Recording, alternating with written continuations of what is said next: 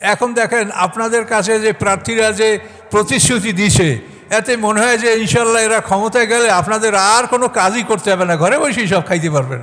এত সুন্দর সুযোগ সুবিধা, এই ভাতা সেই ভাতা, ওই ভাতা সেই ভাতা, মানে একেবারে ভাতায় ভাতায় আপনারা ঘরের থেকে আর বাইরে হওয়া লাগবে না, কাজ করা লাগবে না। কিন্তু নির্বাচন হয়ে যাওয়ার পরে দেখবেন যে আপনারা কি পাচ্ছেন, নিজেদের ভাগের অংশটু হারিয়ে যাচ্ছে, গরিবের অংশ হারিয়ে যাচ্ছে, বিজেপির চাউল নাই, বয়স্ক ভাতা নাই, সব দেখবেন হারিয়ে গেছে। তো এইটার কারণটা কি? এটার কারণ হলো যে ইবাদতবিহীন খেলাফত সম্ভব না। এখানে যিনি ইমামতি করবেন তিনি যদি ইমামতির যোগ্য না, তো করতে পারবেন?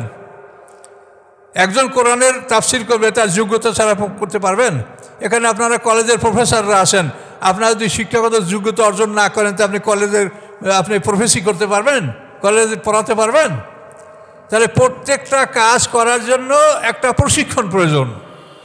তাহলে আপনি খেলাফতের দায়িত্ব পালন করবেন, এটার একটা প্রশিক্ষণ। এই প্রশিক্ষণটা কি? সেটা হচ্ছে ইবাদত। অর্থাৎ আল্লাহর কোরআনে আদেশ এবং নিষেধ দুইটা সাইডে যা বলা আছে, এগুলি যদি আপনি সঠিকভাবে পালন করেন তাহলে আপনি সঠিকভাবে খেলাফতের দায়িত্ব পালন করতে পারবেন। আর এই ইবাদতবিহীন যদি আপনি খেলাফতের দায়িত্ব গ্রহণ করেন তাহলে আপনি শুধু চুরি চামারি লুটতরা ছাড়া কিছু করবেন না। সম্মানিত সুধী, আমরা একটা অন্য জরুরি প্রসঙ্গে একটু আলোচনা করব। সে বিষয়টা হলো, আমার কাছে মোবাইলে মানুষ প্রশ্ন করছে যে ভোট দেব কি না, ভোট দেব কি না। এখন এই প্রশ্নের জবাব কোরআনে কি আসে বা কোরআন থেকে কি মানুষকে বুঝিয়ে বলা যায়? আমরা তো রাজনৈতিক কোনো আলোচনা করব না, আমরা কোরআন থেকে একটা কথার সমাধান দেব ইনশাল্লাহ।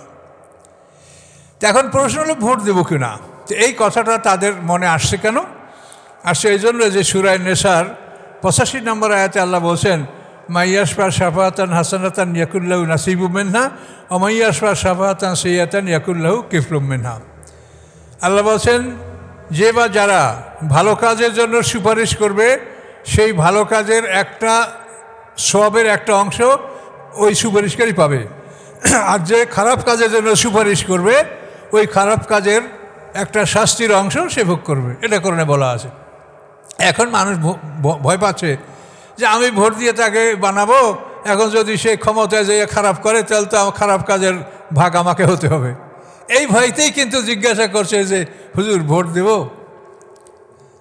তো এখন এই সমস্যাটা আছে ঠিকই, আর আল্লাহর কোরআনের কথার মধ্যে কোনো ভুল নাই। ভালো কাজের জন্য আপনি একটা ভালো লোককে যদি আপনি সমর্থন করেন, ও জীবনে যতগুলো ভালো কাজ করবে ক্ষমতায় থেকে আপনাদের ভোটের মাধ্যমে জয়যুক্ত হয়ে, সমস্ত ভালো কাজের একটা অংশ আপনাদের আমলনামায় লেখা থাকবে।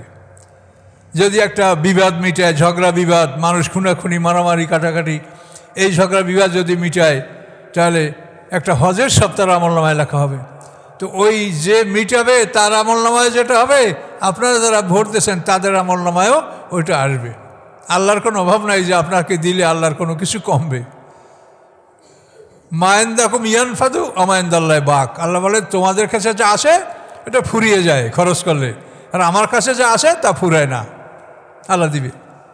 তো এই যে একটা সমস্যা, এখন এই জন্য মানুষ প্রশ্ন করে যে হুজুর ভোট দেব কি না। এখন ভোটের গুরুত্বটা আপনাদেরকে আমি বলছি। ভোটের গুরুত্বটা হলো যে আল্লাহ তাআলা কোরআন পাকে আমাদেরকে কি বলেছেন, ইন্নী জায়লুন ফিল আরদে খলিফা, যে পৃথিবীতে আমি পৃথিবীতে খলিফা বানাবো। ফেরেশতাদেরকে লক্ষ্য করে বললেন যে ইন্নী জায়লুন ফিল আরদে খলিফা, আমি পৃথিবীতে খলিফা সৃষ্টি করতে যাচ্ছি, যারা পৃথিবীর শাসন করবে, পৃথিবীর সমস্ত মাখলুকাতের উপরে তারা কর্তৃত্ব করবে এবং শান্তি শৃঙ্খলা বজায় রাখবে এবং জুলুম দূর করবে। খেলাফতের মূল টার্গেটই হলো জুলুম দূর করা। তাফসিরে আছে, ইব্রাহিম আলাইহিস সালামকে আল্লাহ তাআলা বলেছেন, হে ইব্রাহিম তুমি জাতির পিতা, আমি তোমাকে জাতির পিতা বানিয়েছি, তোমাকে আমি মানব জাতির ইমাম বানিয়েছি। তোমার কাজ হলো যে পৃথিবীতে যেন জুলুম না থাকে, মাজলুমের ফরিয়াদ যেন আমার আকাশে না আসে। মাজলুম যদি কাফের হয় তা আমি মাজলুমের কথা শুনি। জালেম আর মাজলুম বুঝতে পারছেন, যে অত্যাচার করে তাকে বলা হয় জালেম, এবং যার উপরে অত্যাচার করা হয় তাকে বলে মাজলুম। তা আল্লাহ ইব্রাহিম আলাইহিস সালামকে বলেছেন যে তোমাকে আমি ইমামত দিয়েছি, জাতির পিতা বানিয়েছি, তোমার কর্তব্য হলো যে মাজলুমের ফরিয়াদ যেন আমার আকাশে না আসে। মাজলুমের ফরিয়াদ আমি শুনি, যদি সে কাফেরও হয় তবু আমি তার ফরিয়াদ শুনি। কাজে জুলুম যেন পৃথিবীতে না থাকে। এখন খেলাফতের মূল উদ্দেশ্য হলো জুলুম দূর করা। আর আমরা দেখতে পাচ্ছি যে এই আমরা যাদেরকে খেলাফতের দায়িত্ব পালন করতে দেই তারা খুব আরামসে জুলুম করে, এমন জুলুম করে যে তাদের বিরুদ্ধে কোনো অভিযোগ কোনো কিছুই আর করার কোনো স্থান থাকে না। কতই আপনারা চোখের সামনে দেখেছেন, জোর করে এই জমি দখল করতে হবে, এখন জমির মালিককে বিভিন্ন মিথ্যা মামলায় দিয়ে আসামি করিয়া তাকে জেল হাজত দিয়া তুমি জমি লেখা না দিলে তোমার মুক্তি নাই। এই না, আপনি তার বিরুদ্ধে বিচার চাইতে পারবেন? কেউ চাইতে পারছে এতদিনে? তাহলে খেলাফতের মূল উদ্দেশ্য হলো জুলুম দূর করা। আর আমরা দেখতে পাচ্ছি যে এই খেলাফতের জন্য আমরা যাদেরকেই আমরা ক্ষমতা দান করছি তারাই জুলুম করছে। ইল্লা মাশাআল্লাহ কিছু লোক ভালো আছে, সংখ্যায় কম। তো এখন এই খেলাফতের বিষয়টা হলো আল্লাহ তাআলা আমাদেরকে খেলাফতের দায়িত্ব পালন করার জন্য সৃষ্টি করছেন। এই দায়িত্বের জন্য আমরা ভেস্তে যাব। শুধু জিকির আজকার আর ইবাদতে যদি আল্লাহ ভেস্ত দিতেন তাহলে এই যে আপনাদের চোখের সামনে গাছপালা দেখেন, সবুজ পৃথিবী, এই প্রত্যেকটা পাতায় আল্লাহ জিকির করে, কোনো সন্দেহ আছে? তুসাব্বিহু লাহুস সামাওয়াতু সাবউ ওয়াল আরদু ওয়া মান ফিহিন্না, আকাশ পৃথিবী এবং এর মাঝখানে যা কিছু আছে, ওয়া মিন শাইইন ইল্লা ইউসাব্বিহু বিহামদিহি, নাই কোনো বস্তু বরং প্রত্যেকটা বস্তু আল্লাহর পবিত্রতা ঘোষণা করে।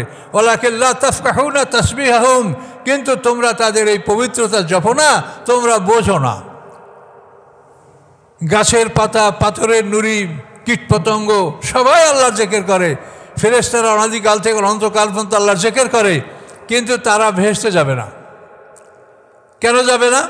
যে তাদেরকে আল্লাহ খেলাফতের দায়িত্ব দান করে নাই। ভেস্তে যাবে ওরা যারা খেলাফতের দায়িত্ব পালন করবে। বিরাট ব্যাপার। কিন্তু মানুষ ইবাদত করবে, খেলাফত করবে। এই খেলাফতের দায়িত্ব যাদের উপরে নাই তারা জান্নাতে যাবে না। এটা জিনিস বুঝতে পারছেন আপনারা? তাহলে খেলাফতের দায়িত্বটা কত জরুরি। তাহলে আপনার তো ভোট দেওয়া মানে একটা ফরজ কাজে সহযোগিতা করা। তাহলে এই কোরআনের আয়াত অনুযায়ী একটা ভোট দেওয়া হলো খেলাফতের জন্য একটা লোককে আপনি প্রেরণ করা, প্রতিনিধি পাঠানো। তাই এখন খেলাফতের দায়িত্ব পালনে সহযোগিতা করা হলো ভোট দেওয়া। তাহলে ভোট দেওয়া কি জরুরি কিনা বলেন? অত্যন্ত জরুরি বিষয়। কিন্তু সমস্যাগুলি যে কারণে আপনার প্রশ্ন করেন যে হুজুর ভোট দেব কিনা, তা তো একটা কারণ বললাম। আচ্ছা, আর একটা আয়াত দেখেন কোরআনে আল্লাহ বলেন, ওমা খলাকতুল জিন্না ওয়াল ইনসা ইল্লা লিয়াবুদুন, জিন ও ইনসানকে আমি শুধুমাত্র আমার ইবাদত করার জন্য সৃষ্টি করছি। ডাইরেক্ট কোরআন আয়াত, এটা সবাই জানেন এই আয়াতটা, ওমা খলাকতুল জিন্না ওয়াল ইনসা ইল্লা লিয়াবুদুন। এখন ইবাদত এবং খেলাফত দুটোই বলেছেন আল্লাহ। এখন এই দুইটা হলো একটার অন্যটা পরিপূরক, সম্পূরক, কমপ্লিমেন্টারি, একটার পরিপূরক অন্যটা। অর্থাৎ আপনি যদি ইবাদত না করেন তো সঠিক খেলাফত আপনি পালন করতে পারবেন না। আর যদি আপনি শুধু খেলাফতের দায়িত্ব করতে চান ইবাদত ছাড়া, তা আপনি খেলাফতের সঠিক দায়িত্ব পালন করতে পারবেন না। আর যদি আপনি শুধু ইবাদত করেন, খেলাফতের দায়িত্ব পালন না করেন, তাহলে আপনি আল্লাহর হুকুম পালন করলেন না। কাজে দুটি আপনাকে করতে হবে। এখন এই দুইটা, একটা অন্যটা হলো পরিপূরক। খেলাফতের দায়িত্ব পালন করা মানুষের সেবামূলক কাজ। এখন দেখেন আপনাদের কাছে যে প্রার্থীরা যে প্রতিশ্রুতি দিয়েছে, এতে মনে হয় যে ইনশাল্লাহ এরা ক্ষমতায় গেলে আপনাদের আর কোনো কাজই করতে হবে না, ঘরে বসেই সব খাইতে পারবেন। এত সুন্দর সুযোগ সুবিধা, এই ভাতা সেই ভাতা, ওই ভাতা সেই ভাতা, মানে একেবারে ভাতায় ভাতায় আপনারা ঘরের থেকে আর বাইরে হওয়া লাগবে না, কাজ করা লাগবে না।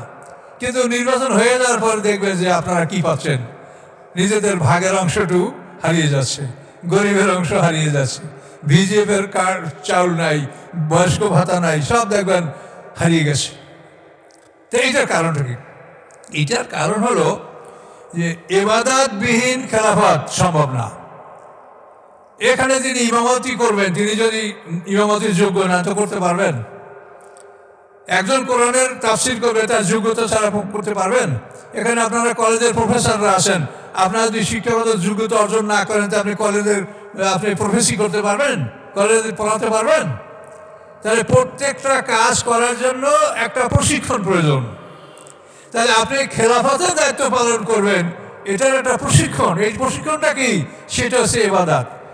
অর্থাৎ আল্লাহর কোরআনে আদেশ এবং নিষেধ দুইটা সাইডে যা বলা আছে, এগুলি যদি আপনি সঠিকভাবে পালন করেন তাহলে আপনি সঠিকভাবে খেলাফতের দায়িত্ব পালন করতে পারবেন। আর এই ইবাদত বিহীন যদি আপনি খেলাফতের দায়িত্ব গ্রহণ করেন তাহলে আপনি শুধু চুরি চামারি লুটতরাজ ছাড়া কিছু করবেন না।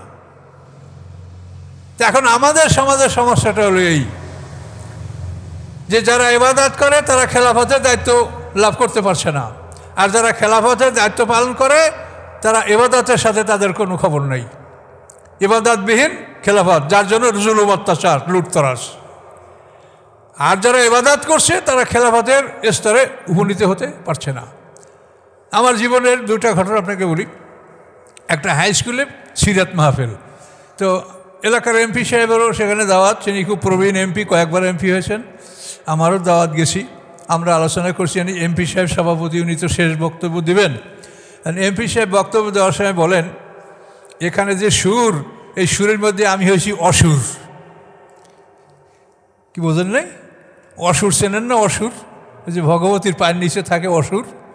তো এমপি সাহেব বলেন যে এখানে যে সুর, এই সুরের মধ্যে আমি হয়েছি অসুর। তাহলে এখন এমপি সাহেব নিজেই বলছেন আমি অসুর। যে অসুরে কি কোনো মানুষের সেবা করতে পারে? অসুরে কি কোনো মানুষের সেবা করতে পারে? সে বলছে এই সুরে আমি হয়েছি অসুর। এখন যদি আপনারা অসুর নির্বাচন করেন তাহলে তো ওই যে কোরআনে সূরা নিসায় বলা হয়েছে যে তার পাপের ভাগী আপনি হবেন। ভোট দেব কি না, ভোট তো আপনি দিবেন, কিন্তু আপনাকে এই সমস্ত বিষয়গুলো বিবেচনায় রাখতে হবে যে আমার মাধ্যমে সে ক্ষমতার মালিক হয়ে সে জুলুম অত্যাচার করবে না সঠিক কাজ করবে। সুরের মধ্যে অসুর। আমার জীবনে আমি একটা লোকের নির্বাচনের জন্য কিছু মেহনত করেছি, সে হলো নূর মোহাম্মদ আকন। নূর মোহাম্মদ সিএসপি এডিশনাল সেক্রেটারি থেকে তাকে রিটায়ার করানো হয়েছে। উনি পোস্টমাস্টার জেনারেল ছিলেন, খুব নাম করা লোক। নূর মোহাম্মদ সিএসপি, পাকিস্তান আমাদের সিএসপি অফিসার, খুব সৎ মানুষ। তার বাবা আজহার রাজি, সে বলতো আমার নূর মোহাম্মদ ঘুষ খায় না, ও খাবে কি? আমি চাউলের টাকা দেওয়ারে পাঠাই দিই, তাহলে ও খাবে কি? আমার নূর মোহাম্মদ খাবে কি? ও ঘুষ খায় না। অন্য অন্য ছেলেরা আছে বড় বড় চাকরি করে, কিন্তু এই নূর মোহাম্মদ এখন ঘুষ খায় না। এই নূর মোহাম্মদ এখন ভোটে দাঁড়াইলো, তার জন্য আমি তখন যুবক মানুষ, আমি সাইকেল নিয়ে গ্রামে তার ব্যাপারে কাজ করতে লাগলাম। যেখানে যাই সেখানেই বলে তাহলে উনি খুব ভালো মানুষ কিন্তু হইতে পারবে না। কি করবো? যেখানে যাই সেখানে বলে উনি খুব ভালো মানুষ কিন্তু হইতে পারবে না। এখন যে ভালো মানুষ সে তো হইতে পারবে না, তার কারণ সে টাকা দিতে পারবে না। এই ভালো মানুষ, তার পিছনে আমি আমার নিজের সাইকেলে ঘুরে ঘুরে আমি তার জন্য, আমাকে একটা টাকা সে কোনোদিন দেয়নি এবং দেওয়ার কথা চিন্তাও করে নাই। তো এখন এই ভালো লোক যারা, তারা হবে কেমন করে বলেন? উনি ভালো লোক হইতে পারবে না, হইবে কারা? অসুর যারা, তারা। তো এই জন্য আপনারা নির্বাচনটাকে, এটাকে আপনার এমন একটা জরুরি জিনিস যে আল্লাহ খেলাফতের দায়িত্ব দিয়েছেন, এই খেলাফতের দায়িত্ব পালন করার জন্য এক শ্রেণীর লোক লাগে। এখানে যদি 10 জন লোক থাকে যে ইমামতি করতে পারে, তো 10 জন তো ইমামতি করবে না, একজনই করবে। একটা গাড়িতে যদি 10 জন ড্রাইভার থাকে তো গাড়িতে একজন চালাবে। কাজে এই জন্য এই খেলাফতের দায়িত্ব আপনি কাকে দিবেন, এই জন্য আপনার ভোট দেওয়াটা এটা একটা জরুরি। আপনি এটার জন্য যাবেন এবং আপনাকে বিবেচনায় রাখতে হবে যে এই লোকটা ভোটে ক্ষমতায় গিয়ে আমার এমন কাজ করবে যাতে আমিও তার পাপের ভাগী হব, এটা যেন হইতে না হয়। এই বিষয়টা আপনাকে লক্ষ্য রাখতে হবে। কিন্তু ভোট দেওয়াটা আপনার একটা বিরাট দায়িত্ব, যেহেতু আপনি এখানে আল্লাহ যে বলছেন ইন্নী জাইলুন ফিল আরদি খলিফা, আপনি খেলাফতের দায়িত্ব আপনি এখানে পালন করবেন। কাজে এই জন্য এক্ষেত্রে আপনি পিছিয়ে থাকবেন না, কিন্তু আপনাকে লক্ষ্য করতে হবে।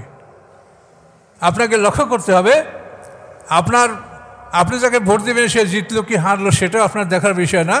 আপনি আল্লাহর কাছে প্রমাণ করতে পারবেন যে আমি হকের পথে, ন্যায়ের পথে আমি আমার কাজটা আমি করেছি। এভাবে আপনি দেখে শুনে আপনি নিজে তো অপরাধী না হন, এভাবে আপনি এই কাজে অংশগ্রহণ করবেন।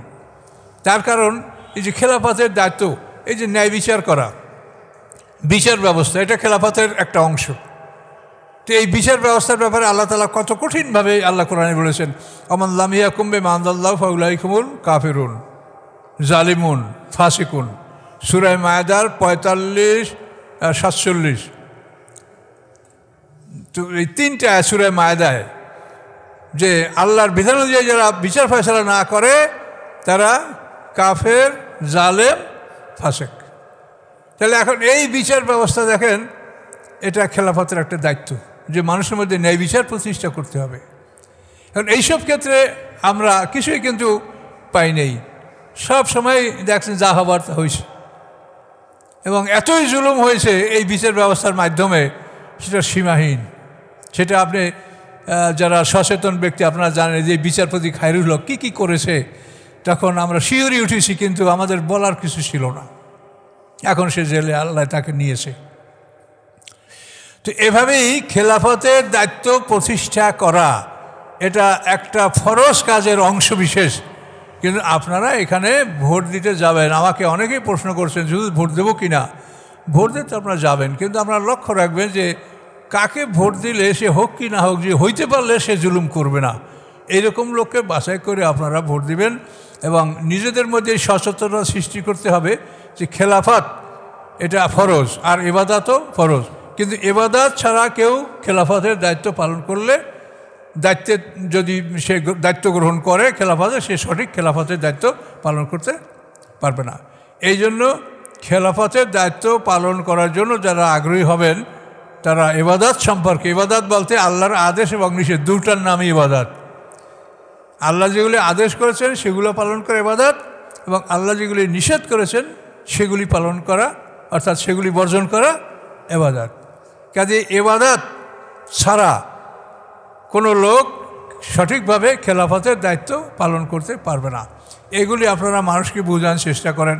আল্লাহর এমন কোনো প্রয়োজন নাই যে আপনি বাংলাদেশে দিন কায়েম না করি আমার কাছে আসলে বেচতে পাবেন না, এটা বলে নেই আল্লাহ। আল্লাহ বলছে তুমি হক পথে থেকে সাধ্য অনুযায়ী চেষ্টা করো। কাজে আমরা সাধ্যের বাইরে কোনোখানে আমরা যাব না। আমরা জীবনে এটা প্রমাণ করবো যে আল্লাহ আমরা কখনোই অন্যায়ের পথে ছিলাম না। এটা যদি আমরা আমাদের জীবনে প্রমাণ করতে পারি তাহলে ইনশাআল্লাহ হয়তো আল্লাহর কাছে আমরা মুক্তি পাব। কাজে এই জন্য এই সমস্ত বিষয়গুলি লক্ষ্য রাখবেন, এবং মানুষের মধ্যে এই সচেতনতা সৃষ্টি হয়, তাতে এইসব বিষয়গুলির প্রতি আপনারা লক্ষ্য করে সেভাবে কোরআন থেকেই কথাগুলো বলবেন যে আল্লাহ খেলাফতের দায়িত্ব পালন করার জন্য মানুষ সৃষ্টি করছেন। গাছপালা, ফেরেশতা, এত এই যে পাতাগুলি, প্রত্যেকটা পাতা আল্লাহ জিকির করে, এবং এরা কখনো ইবাদত বন্দেগী বন্ধ করে না। আর আমরা তো ক্ষণে কতটুকু সময় ইবাদত করি 24 ঘন্টার মধ্যে, আর ওরা তো সবসময় আল্লাহর ইবাদতেই রত আছে। কিন্তু তারপরেও তারা ভেস্তে যাবে না, আমরা যাবো ভেস্তে। কারণটা কি? যে খেলাফতের দায়িত্ব আমরা পালন করব, সমাজে শান্তি প্রতিষ্ঠা করব, জুলুম দূর করব, অত্যাচার দূর করব। এবং মনে রাখতে হবে খেলাফতের মূল দায়িত্বই হচ্ছে জুলুম দূর করা। যে ইব্রাহিম আলাইহিস সালামকে আল্লাহ জুলুম, সমাজে যেন জুলুম না হয়। কাজে এই জন্য সময় শেষ। তো এই জন্য আপনারা সবাই ইনশাল্লাহ সচেতনতার সহিত দায়িত্ব পালন করবেন, দায়িত্বে অবহেলা করবেন না। আপনি আপনার কাজ সঠিকভাবে করবেন, ফলাফল আল্লাহর উপরে। আপনার ক্যান্ডিডেটকে জিতাতে হবে এমন কোনো প্রয়োজন আপনার নাই। আপনি হক পথে আপনার ক্ষমতাটা ব্যয় করবেন, যেটা আল্লাহ রসুল বলছেন যে তুমি হাত দ্বারা অন্যায়কে প্রতিহত করো। তা আপনার তো হাত দ্বারাই আপনি অন্যায় প্রতিহত করতে পারবেন। এখানে এই মাকড়া আছে না, এখন আপনি হাত ব্যবহার করেন, কোনখানে ব্যবহার করবেন। তা আল্লাহ রসুল যে কথাটা আপনাকে বলেছে, মান রামেন মন কান ফালু গাইয়ের বিয়া দিহি, তা আপনি হাত যদি সবাই যদি আপনার হাতটা সঠিক জায়গায় ব্যবহার করতেন তাহলে তো ভালো প্রতিষ্ঠিত হয়ে যেত। কিন্তু সবাই হাতকে সঠিক জায়গায় ব্যবহার করবে না, যদি না করে তো আপনি করবেন। কি বুঝতে পারছেন কথাটা, আল্লাহ রসুলের কথাটা? মানরামিনকুম মন কারান ফালু গাইহরু বিয়াদি, তো তোমার হাতেই তো, তুমি একা একটা কক্ষে তুমি দেখতে পাচ্ছ এ কী চায়, এ কী চায়, এ কী চায় দেখতে পাচ্ছ, কাজেই তোমার হাত দ্বারা ইচ্ছে করলে তুমি অন্যটাকে প্রতিহত করতে পারো। এভাবে সকলের যদি মনোভাব এটাই হয় যে এইখানে যদি আমি হাতকে ব্যবহার করি তো অন্যটাকে আমি সমাজ থেকে দূর করতে পারবো, তাহলে সেটা সবাই যদি এটা চিন্তা করতো তাহলে হয়তো। এখন যদি সবাই চিন্তা না করে তা আপনি করেন যে আমার কাজ আমি করেছি, আমার এর বাইরে কিছু করার নেই। এভাবে আপনারা দায়িত্ব পালন করবেন এবং কষ্ট হইলেও কেন্দ্রে যাবেন, যেহেতু এটা একটা ফরজ কাজের অংশ বিশেষ, যেহেতু খেলাফত প্রতিষ্ঠা, খেলাফতের দায়িত্ব প্রদান, খেলাফতের দায়িত্ব অর্পণ, এই জন্যই আপনি এই কষ্ট করে এই কাজটা আপনি করবেন। তো আমার কাছে যারা প্রশ্ন করেছেন, যারা করেন নাই, সবার প্রতি আমার এই বিষয়টা থাকলো, ভোট দেব কিনা এই বিষয়ের উপরে আপনারা এটা পর্যালোচনা করবেন নিজেদের মধ্যেও। সম্মানিত মুসলিম একরাম, আমরা সূরা ফাতিরের 33 নম্বর আয়াত থেকে আলোচনা করব, তবে 32 নম্বর আয়াতে আমাদের কিছু আলোচনা অবশিষ্ট ছিল, সেটা আমরা এখন করে নেব ইনশাল্লাহ। সূরা ফাতিরের 32 নম্বর আয়াতে আল্লাহ বলেন, আউযু বিল্লাহি মিনাশ শাইতানির রাজিম, বিসমিল্লাহির রহমানির রহিম, সুম্মা আওরাসনাল কিতাবাল্লাযিনা ইসতাফাইনা মিন ইবাদিনা। অতঃপর বলতে এখানে নবী রসুলদের ইন্তেকালের পরে, নবী রসুলদের তিরোধানের পরে আমি আসমানি কেতাবের ওয়ারিস বানিয়েছি আমার বাছাইকৃত একদল মানুষকে। এই বাছাইকৃত মানুষ হচ্ছে উলামা, আলিমগণ। আল্লাহ রসুলও হাদিসে বলেছেন, আল উলামা ওয়ারাসাতুল আম্বিয়া, আলিমগণ নবীদের ওয়ারিস, উত্তরাধিকারী। আর কোরআনেও আল্লাহ বলেন, আওরাসনা, আমি আলেমদেরকে আসমানি কেতাবের উত্তরাধিকারী নির্বাচন করেছি।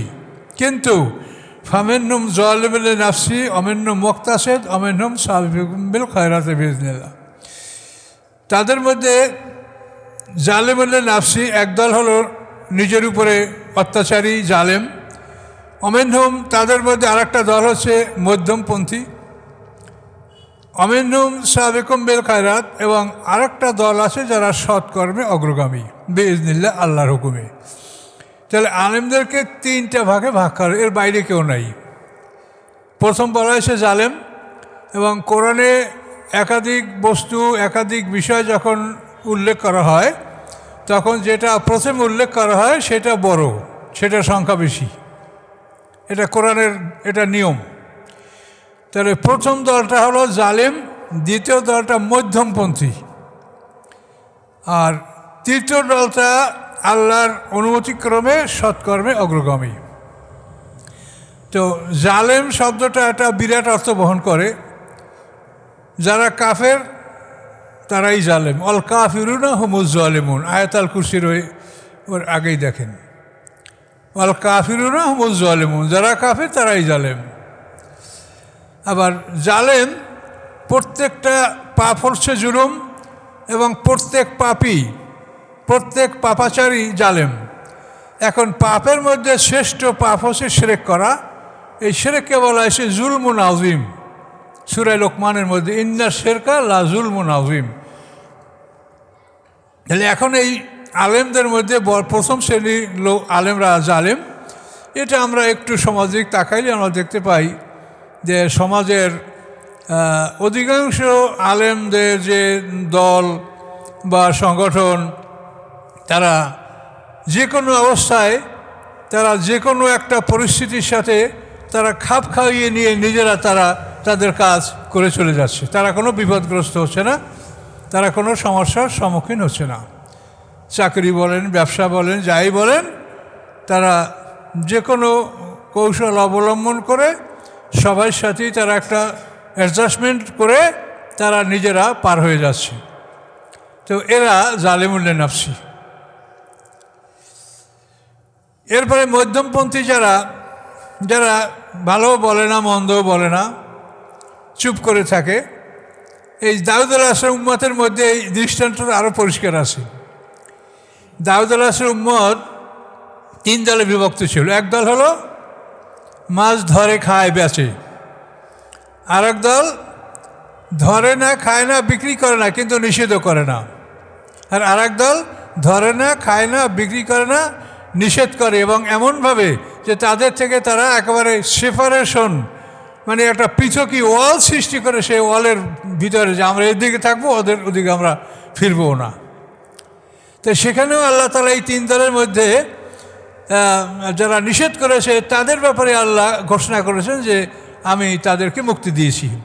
আর অন্য 2 দল যারা জালেম তারা তো অবশ্যই শাস্তি ভোগ করবে, এবং যারা নিষেধও করে নাই এবং নিজেরাও খায় নাই তাদের সম্পর্কে কোরআন নীরব, কোরআনে কিছু বলা হয়নি।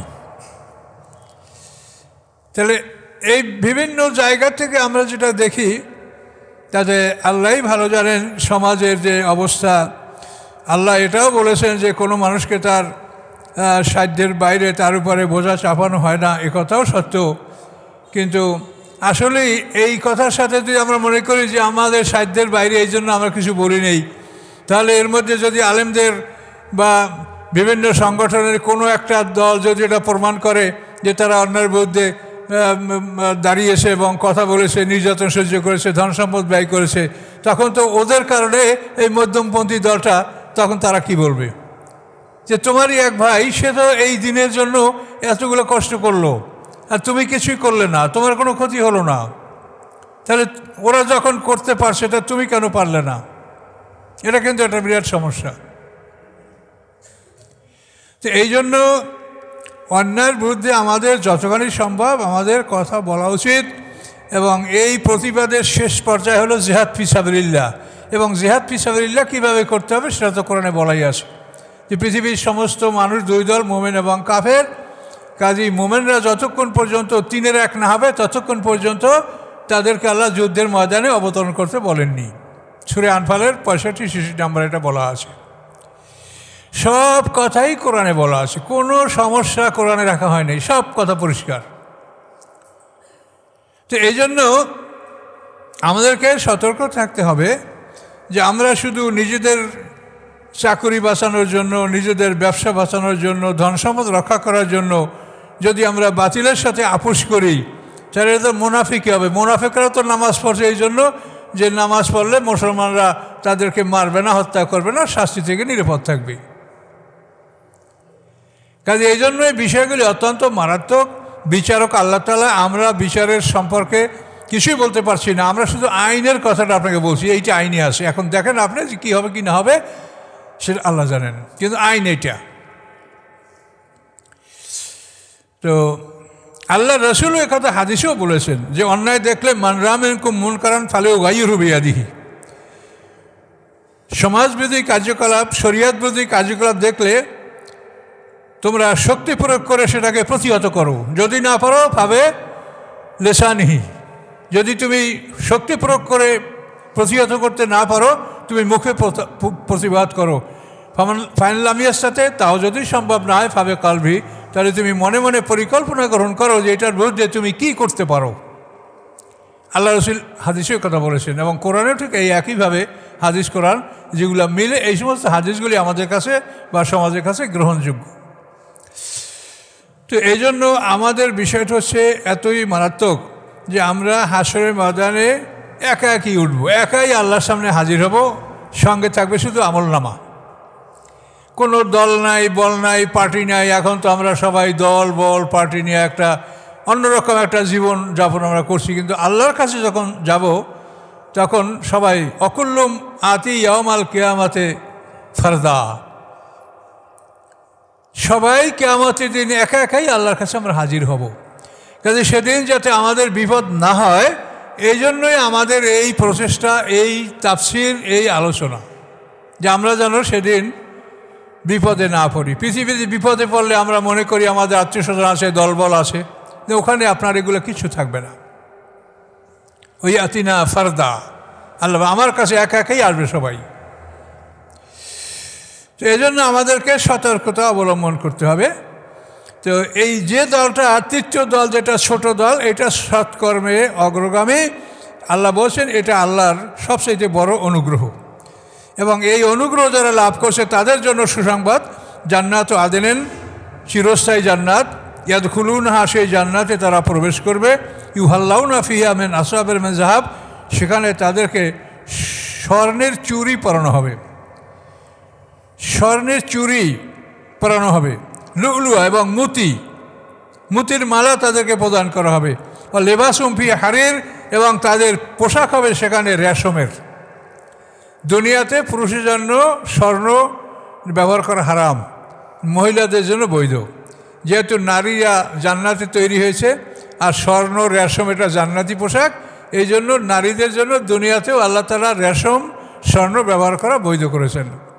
আর পুরুষদেরকে আল্লাহ পৃথিবীতে সৃষ্টি করেছেন, তাদের জন্য স্বর্ণ রেশম ব্যবহার করা এই দুনিয়াতে হারাম ঘোষণা করেছেন, কিন্তু জান্নাতে এগুলো দেওয়া হবে। সোনার কাকন, সোনার চুড়ি, মণিমুক্তার মালা, রেশমের পোশাক পুরুষদেরকে দেওয়া হবে, এটা ইনশাআল্লাহ জান্নাতি পুরুষরা লাভ করবে। ওয়াকালুল হামদুলিল্লাহ আল্লাযী আযহাবা আন্নাল হাযানা, এবং জান্নাতবাসীরা বলবে সমস্ত প্রশংসা ওই আল্লাহর, যিনি আমাদের হতে দুশ্চিন্তা আজকে দূর করে দিলেন, আমাদের আর কোনো দুশ্চিন্তা নাই। ইন্না রাব্বানা আল্লাহ গাফুরুন শাকুর, নিশ্চয়ই আমাদের রব তিনি ক্ষমাশীল এবং তিনি কৃতজ্ঞতা গ্রহণকারী। কেউ যদি শুকর করে আল্লাহ সেটা গ্রহণ করেন। আল্লাযী আহলানা দার আল মাকামা, তিনি সেই আল্লাহ যিনি আমাদেরকে প্রবেশ করিয়েছেন দারুল মাকামায়। দারুল মাকামা একটা জান্নাতের নাম, দারুল কারার, দারুল মাকামা এটা জান্নাতের নাম।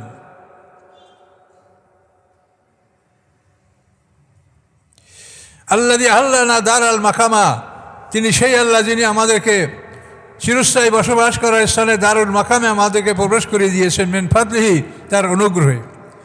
লা ইয়ামাসসুনা ফিহা নাসাব, এখানে আমাদের কোনো ক্লান্তি বা কষ্ট আমাদেরকে স্পর্শ করে না।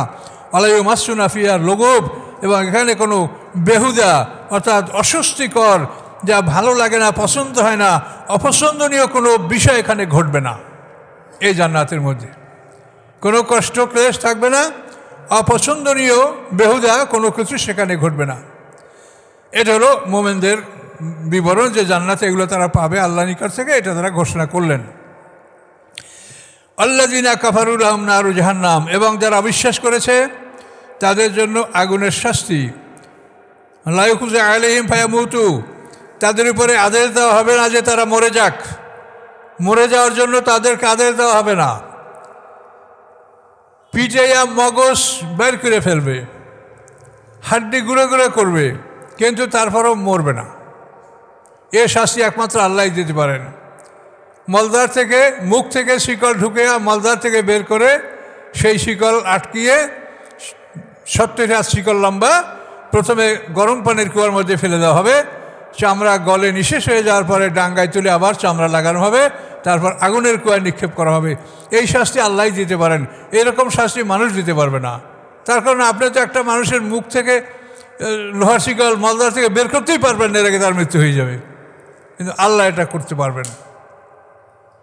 শুধু অনুভূতির অঙ্গগুলি, মানে হৃদয়, মানে হার্ট, যেখানে ব্রেন, মানে যেখানে অনুভূতি মানুষের থাকে, এই অনুভূতি অঞ্চলটা এটা ঠিক থাকবে। এটা যদি ঠিক না থাকে তার শাস্তিটা আপনি অনুভব করতে পারবেন না। কি এক ভয়ঙ্কর পদ্ধতিতে আল্লাহ তাআলা মানুষকে শাস্তি দিবেন, এটা আল্লাহ কোরআনে ঘোষণা করেছেন। আমরা এর থেকে আল্লাহর কাছে পানা চাই। আল্লাহ বলেন লা ইউখযা আলাইহিম ফায়ামুতু, তাদের ব্যাপারে আদেশ দেওয়া হবে না যে তারা মরে যাবে। ওয়ালা ইউখাফফাফু আনহুম মিন আযাবিহা, এবং ওই জাহান্নামের শাস্তিও তাদের থেকে একটুকু কমানো হবে না, হালকা করা হবে না। কাযালিকা নাজরি কুল্লা কাফুর, এভাবেই আমি শাস্তি দেব প্রত্যেক অবিশ্বাসীকে। আহম ইয়াস্তারিখুনা ফিহা, তারা সেখানে চিৎকার করবে। দোজখের আগুনের মধ্যে তারা চিৎকার করবে, রব্বানা, হে আমাদের রব, আখরিজনা, আমাদেরকে এখান থেকে বের করেন, না'মালু সালিহান গায়রাল্লাযী কুন্না না'মাল, আমরা ভালো কাজগুলি করব। হ্যাঁ, যে কাজগুলি আমরা দুনিয়াতে করেছি খারাপ কাজ, সেগুলির পরিবর্তে আমরা ভালো কাজগুলি করব, আমাদেরকে এখান থেকে বের করেন, এই বলে তারা জাহান্নামের মধ্যে বসে চিৎকার করবে। এই চিৎকারের জবাবে ফেরেশতারা আল্লাহর পক্ষ থেকে বলবেন, আওয়ালাম নুআমিরুকুম, আমি কি তোমাদেরকে বয়স দেই নেই? মাইয়া তাজাক্কারু ফিমান তাজাক্কারা, যে ব্যক্তি ওই বয়সের মধ্যে উপদেশ গ্রহণ করতে চাইলে, কোনো ব্যক্তি উপদেশ গ্রহণ করতে চাইলে উপদেশ গ্রহণ করতে পারে। আমি কি তোমাদেরকে এতটুকু বয়স দান করি নাই যেই বয়সে একটা মানুষ উপদেশ গ্রহণ করতে ইচ্ছা করলে উপদেশ গ্রহণ করতে পারে?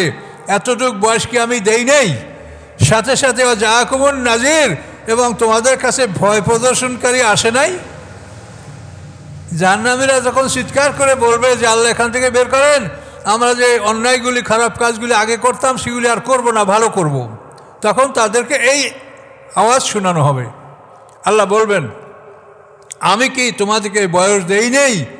মাইয়া তাজাক্কারু ফিমান তাজাক্কারা, যেই বয়সে একটা মানুষ উপদেশ গ্রহণ করতে চাইলে উপদেশ গ্রহণ করতে পারে। তোমাকে আমি নাবালেগ বয়সে মেরে ফেলেছি? তোমার মধ্যে পরিষ্কার বয়স আসছে, তুমি বালেগ হয়েছো, তোমার জ্ঞান বুদ্ধি হয়েছে, সব কিছু হয়েছে, তোমাকে আমি 50, 60, 70, 80, 90, 100 বছর বয়স দিছি। যে কোনো বয়সে যদি তুমি ফিরে আসতে আমার পথে, আমি তোমার তওবা কবুল করে নিতাম। কাজে আমি কি তোমাকে বয়স দেই নেই যে তুমি এখন এখান থেকে বের হতে চাও? তোমাকে তো আমি এই সময়টা দিয়েছি এই জন্যই যে তুমি এর মধ্যে বুঝে শুনে আমার পথে ফিরে আসো। দেখেন কি জবাব আছে এই কথার আপনার। দেখেন, আওয়ালাম নুআমিরুকুম মাইয়া তাজাক্কারু ফিমান তাজাক্কারা জাআকুমুন নাজির, তোমাদেরকে আমি পর্যাপ্ত বয়সও দিয়েছি এবং ভয় প্রদর্শনকারী নবী রসুলও তোমাদের কাছে এসেছিল। ফাজুকু, অতএব শাস্তির স্বাদ গ্রহণ করো। ফামালে জালিমিন মিন নাসির, জালেমদের জন্য কোনো সাহায্যকারী নাই। কথাগুলো আপনারা সরাসরি কোরআন থেকে শুনছেন, কোনো সন্দেহ, কোনো দুর্বলতা আছে? এইভাবে জাহান্নামীরা চিৎকার করবে যে আল্লাহ আমাদেরকে বাইর করেন, আমরা যা ভুল করছি আগে আর করব না। তখন এই জবটা দেওয়া হবে। নাবালেগ অবস্থায় কেউ মারা গেলে, হোক সে কাফেরের ঘরের সন্তান, ইহুদি, খ্রিস্টান, কাফের, মুশরিক, যেই হোক, নাবালেগ বাচ্চার কোনো শাস্তি নেই। যেহেতু তাকে আল্লাহ বোঝার জন্য জ্ঞান দেয় নাই, তার আগেই তার জান কবজ করা হয়েছে, তাকে শাস্তি আল্লাহ দিবে না। সমস্ত নাবালেগ শিশুরাই জান্নাতি হবে। কিন্তু যারা বয়স পাওয়ার পরে বয়সকে কাজে লাগায় নাই, তাদের জন্য হলো এই সমস্যা।